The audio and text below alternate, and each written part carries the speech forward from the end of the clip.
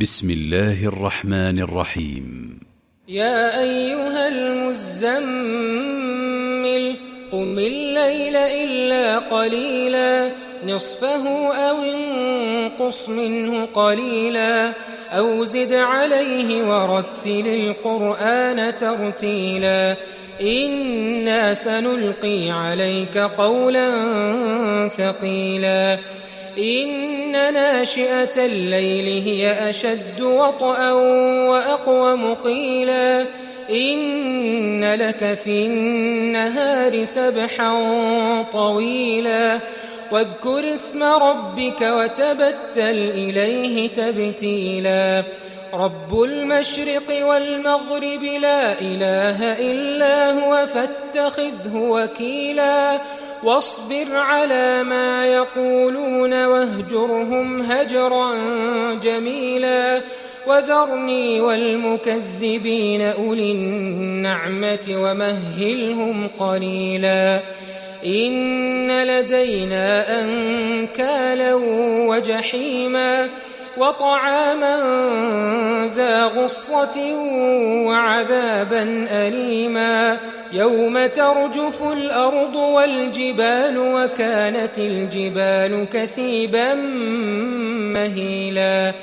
إنا أرسلنا إليكم رسولا شاهدا عليكم كما أرسلنا إلى فرعون رسولا فعصى فرعون الرسول فأخذناه أخذا وبيلا فكيف تتقون إن كفرتم يوما يجعل الولدان شيبا السماء منفطر به كان وعده مفعولا إن هذه تذكرة فمن شاء اتخذ إلى ربه سبيلا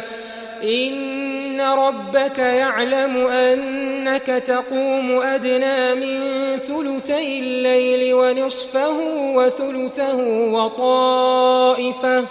وطائفة من الذين معك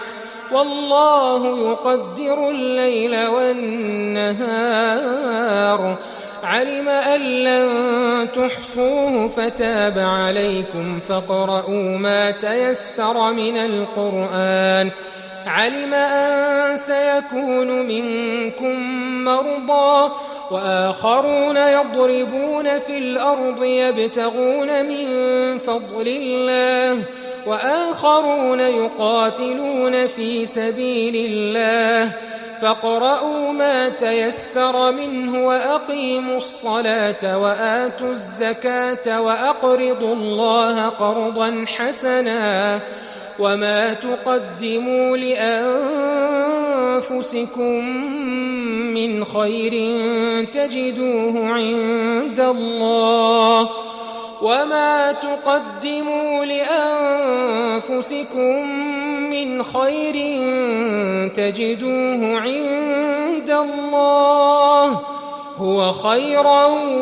وأعظم أجرا واستغفروا الله إن الله غفور رحيم.